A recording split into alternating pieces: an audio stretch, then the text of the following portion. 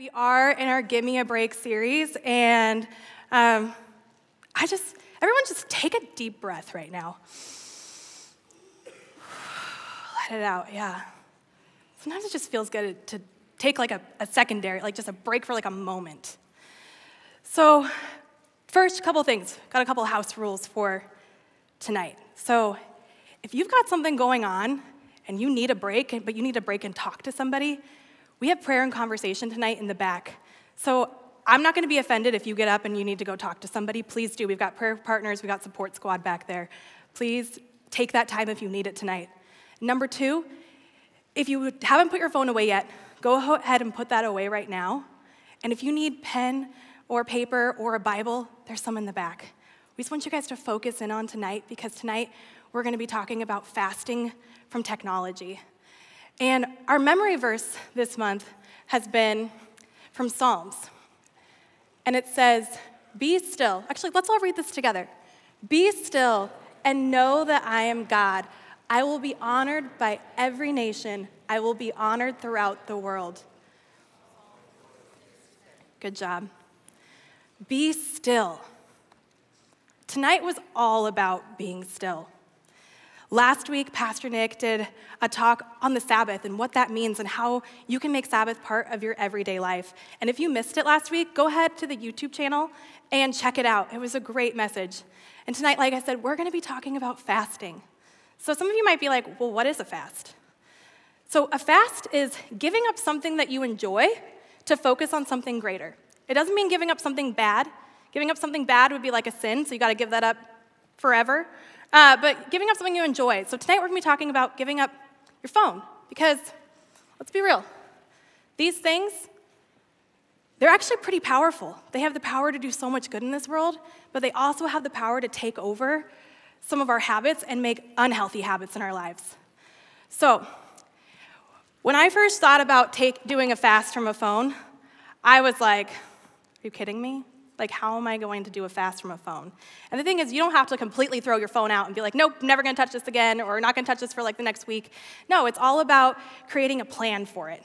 But I don't know if there's any Parks and Recs fans out there, but yes, thank you in the front. So there's a guy named Tom, and he's not doing a fast, but he has his phone taken away from him.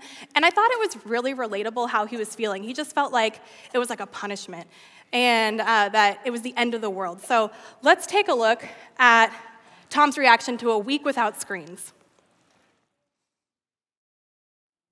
Mr. Haverford, on the morning of your crash, were you alone in your car? Yes. Your Honor, this was an accident, plain and simple. I don't want to put words in your mouth, but case dismissed. And you were texting at the time, correct? How dare you, sir?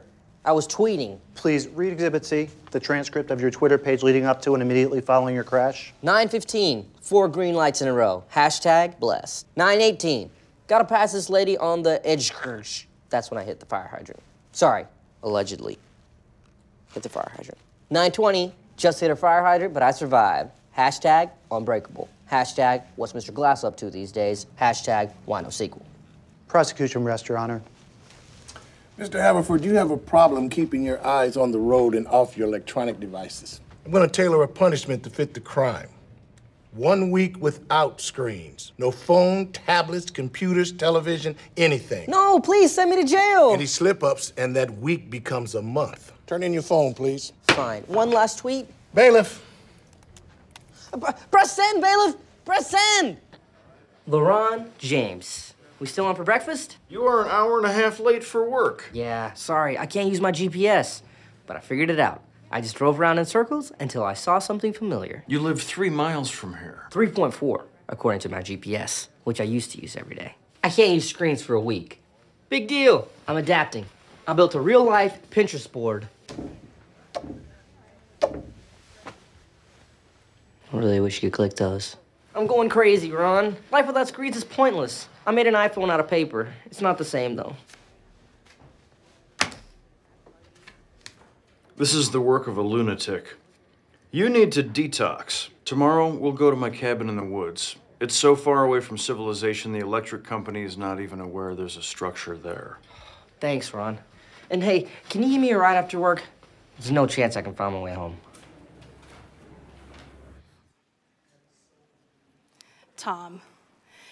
Man, that guy, he just gets right to me. Because it's like, it does kind of feel like almost like God's in heaven. He's like, you should fast.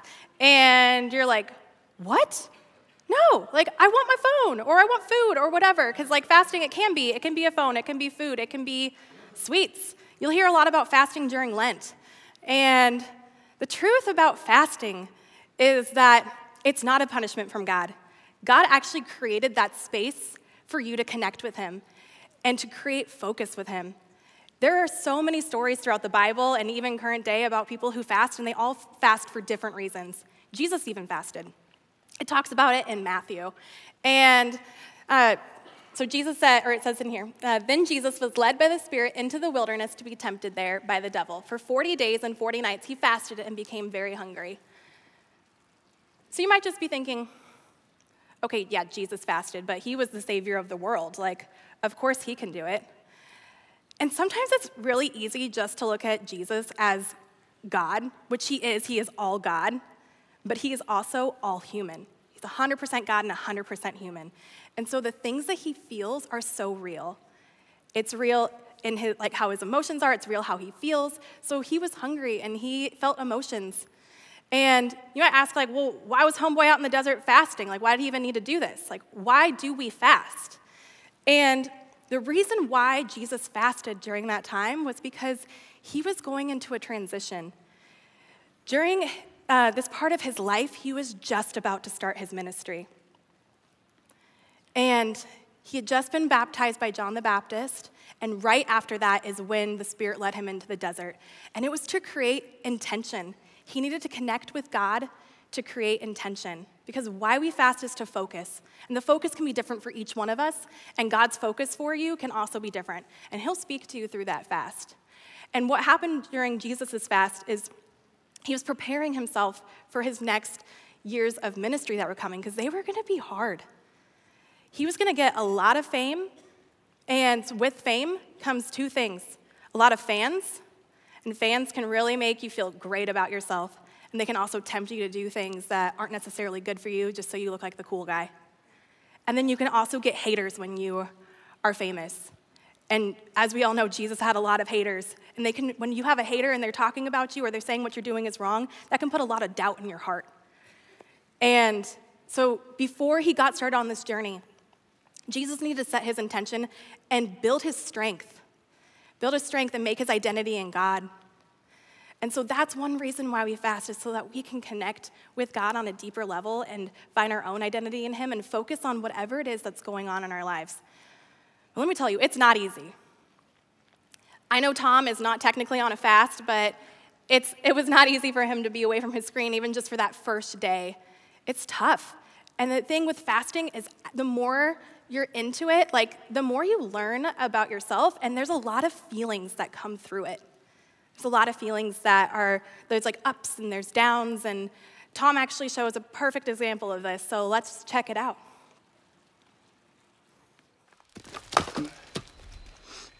This is a great idea. Fresh air, no screens. I'm getting really good at chopping wood, too. You're a regular Paul Bunyan. Ow! I got stung by the wood. Oh no, it's a splinter. I need to get on WebMD now. I need an iPhone or a Samsung Galaxy, something with 4G. There's no time for the Edge network. What are you doing? Whoa! Got it. I still think we should find a computer and Google sterilization techniques. Yeah, I have a new idea. You need to purge all of this garbage from your system. Talk about all the things you do on those screens and let the words just float away into the fresh air. And then we will be done. Okay, worth a shot. Every day, I start by hitting up Facebook, Twitter, Tumblr, and Instagram. Sometimes I like to throw in LinkedIn for the professional shouties. See, that was easy. Then I like to go on Reddit. Reddit's great because it has all the important links you need. I love GChat. You can talk to anybody. I hit up Brad.Pitt, wasn't the actor. It's actually a guy named Brad that's a teacher in Pittsburgh. We don't have a lot in common, but we chat quite a bit. Podcasts. There are a million of them, and they're all amazing. John Ralphio and I have one called Nacho Average Podcast, where we rate different kinds of nachos. Okay, that's enough. No more talking. But you told me to get it all out of my system. I had no idea how much you had in your system. This is a real problem, Tom. You are an addict, and you need to change. I've downloaded every episode of Intervention. I know what to do here. You're right.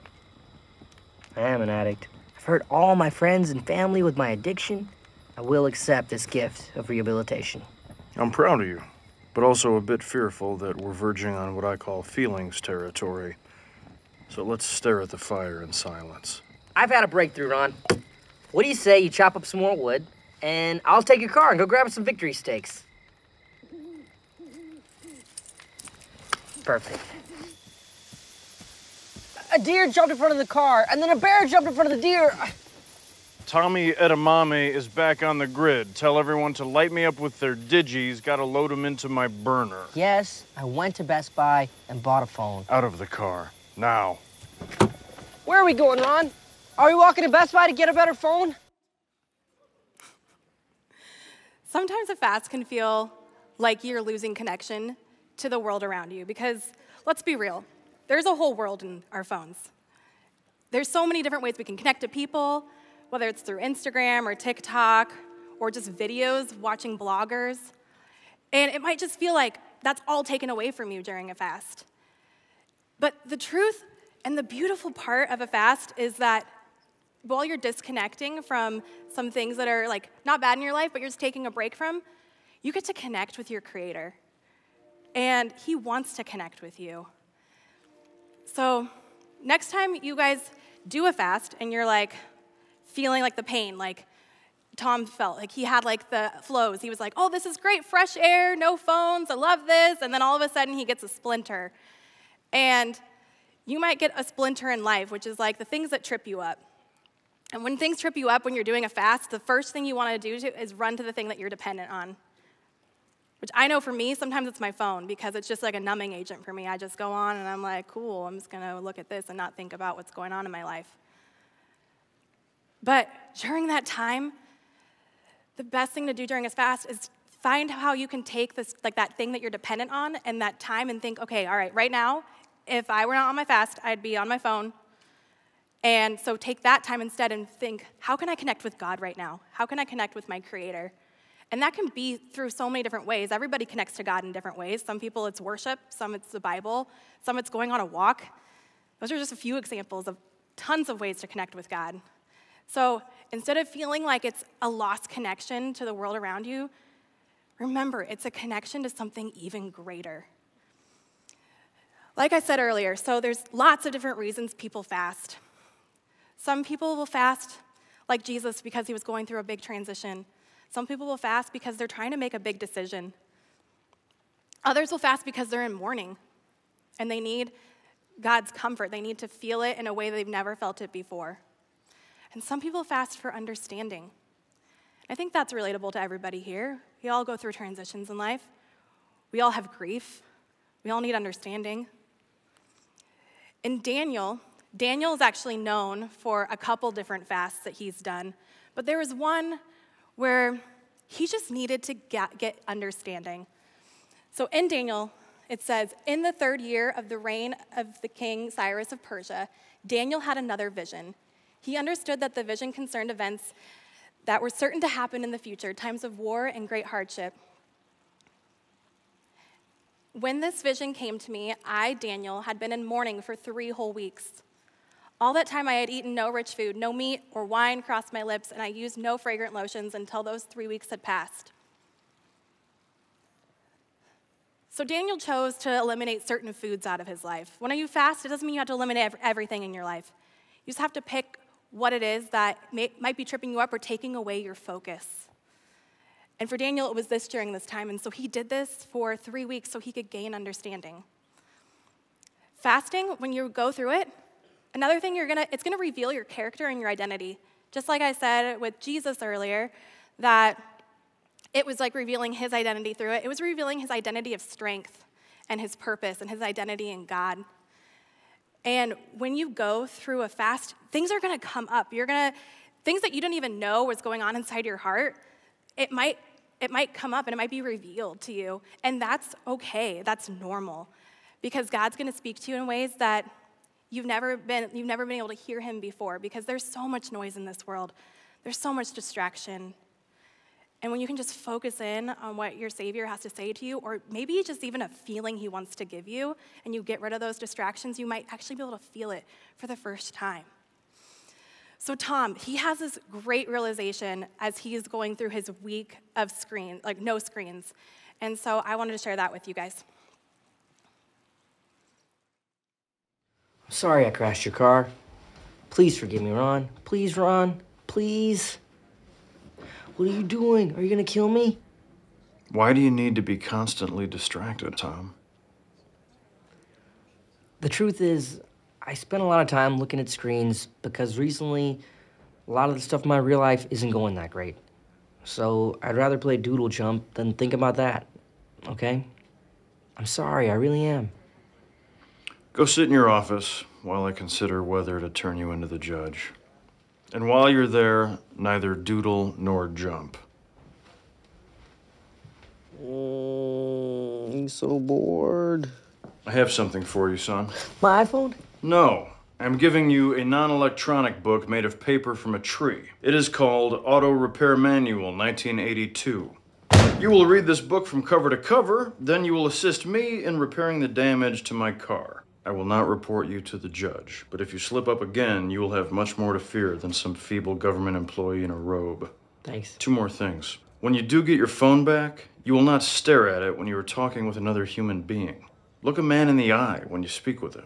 And second, if you ever need to discuss your problems with someone, find Leslie. She lives for that crap. Get to work.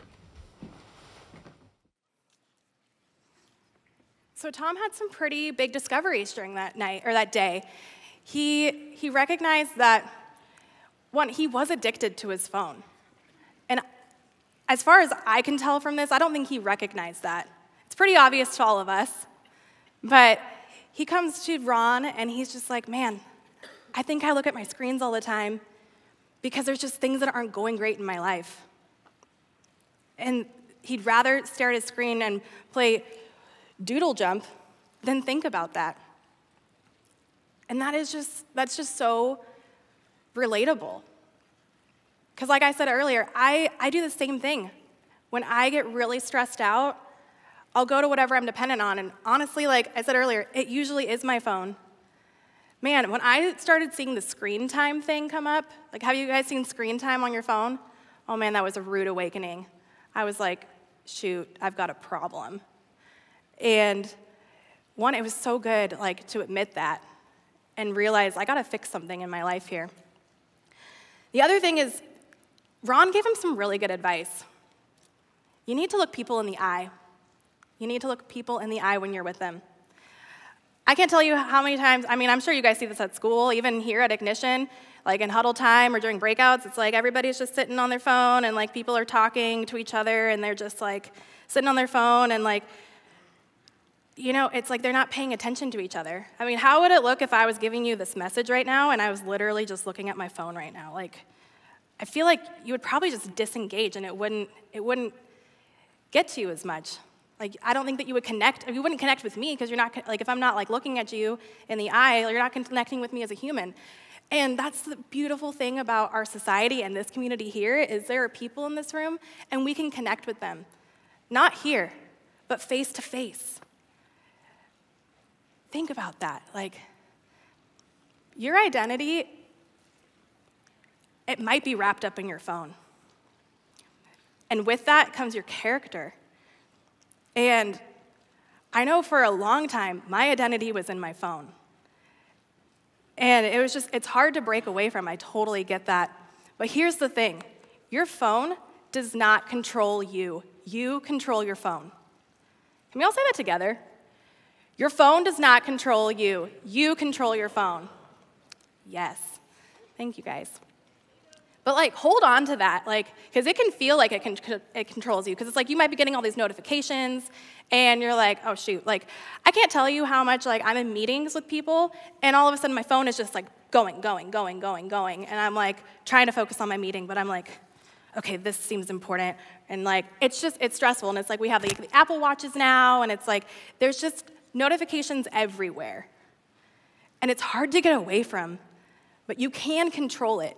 It might feel impossible, but I'm going to give you guys some steps later, so stay tuned. So where is your identity? Where do you find your identity? Is it in your followers on your Instagram? Or the likes that you get on TikTok, or the views? Is it wrapped up in a game? Where is that? Is it God? I hope so. And if it's not, that's okay. If it's not, that's okay. Because here's the thing, we're here to learn and we're here to grow. And that's why we're going through this series, is so that if that's not where you're at right now, we want to give you guys the tools so you can make God your identity.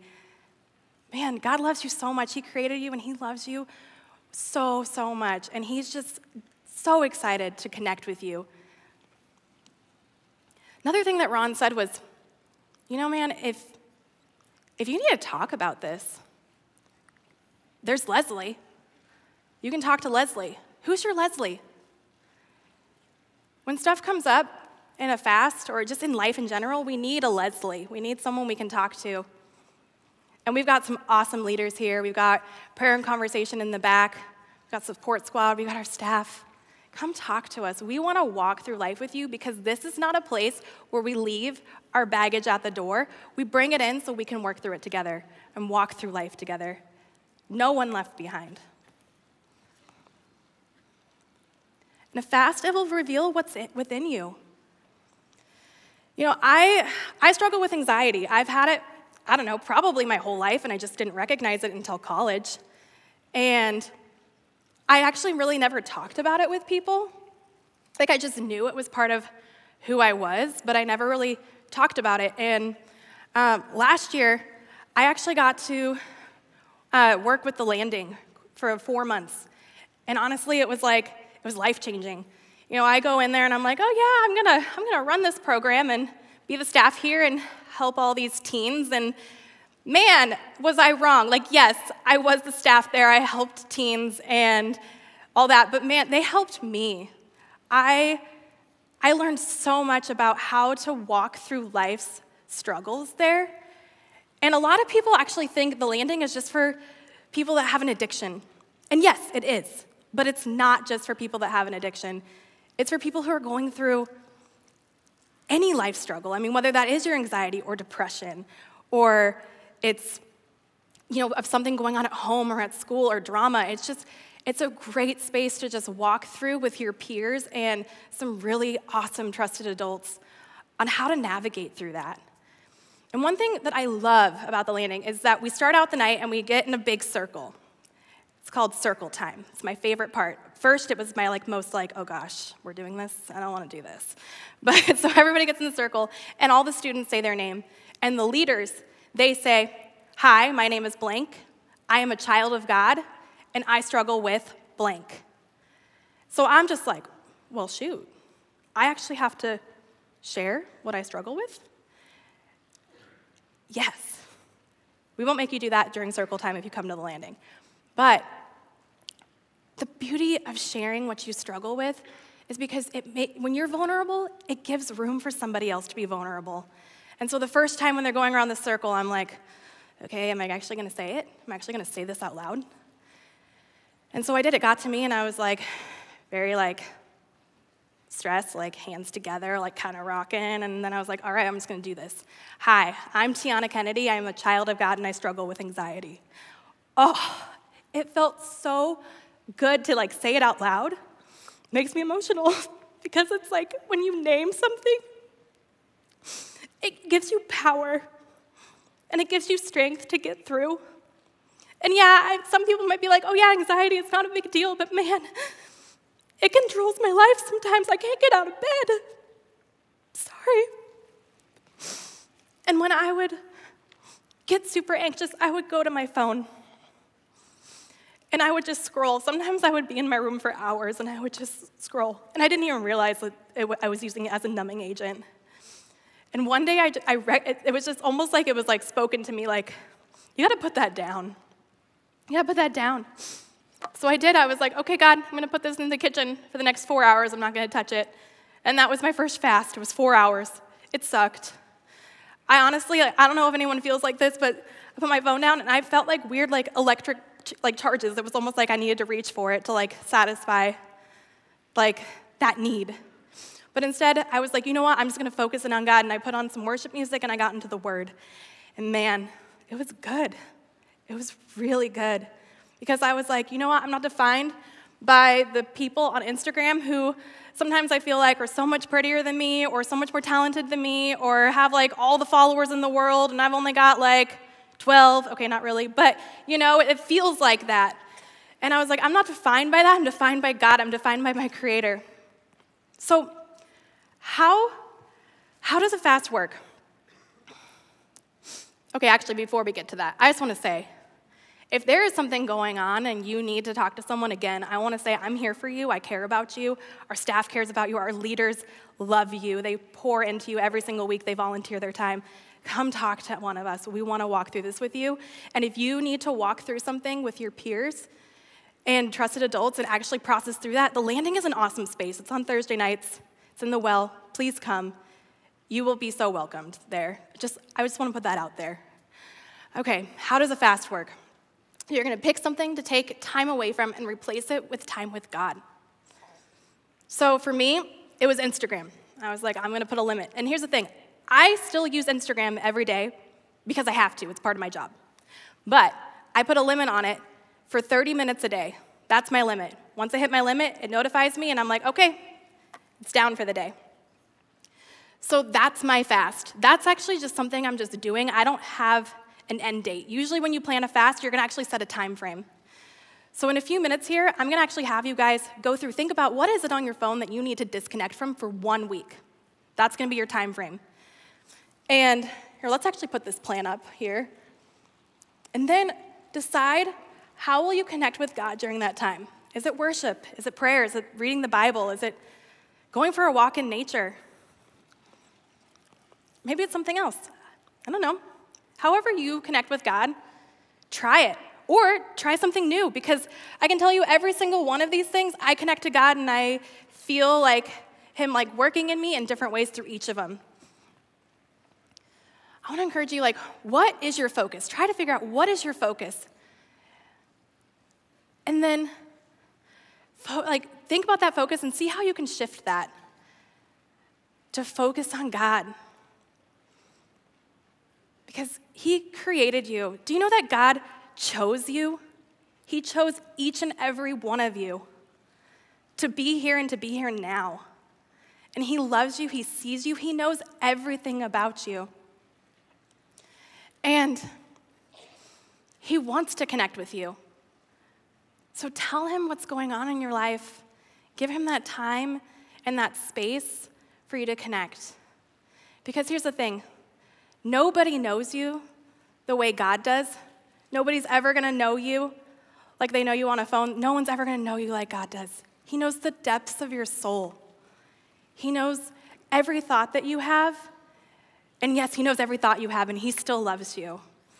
So whether it's good or bad, that's okay. Thank you, guys. He wants to connect with you, and He wants you to grow with Him, and He wants to do life with you and journey through the joy and the hard stuff.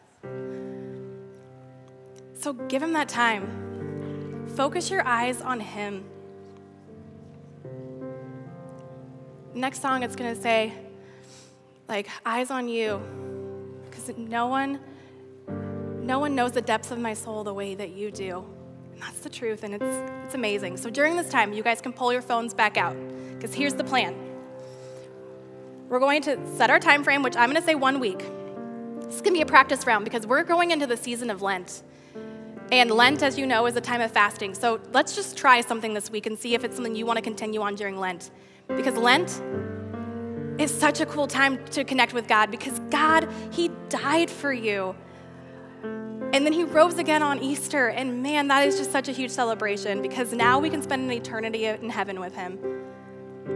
So we're going to set our time frame. Then we're going to decide how you're going to connect with God during that time and select what it is you want to do. If it's like you're not going to play a game this week, or you're going to set a limit on it, or your Instagram, like putting a limit on that. go to your settings, and you can do that. So I want you guys to take this time, do that, and just know God loves you so much.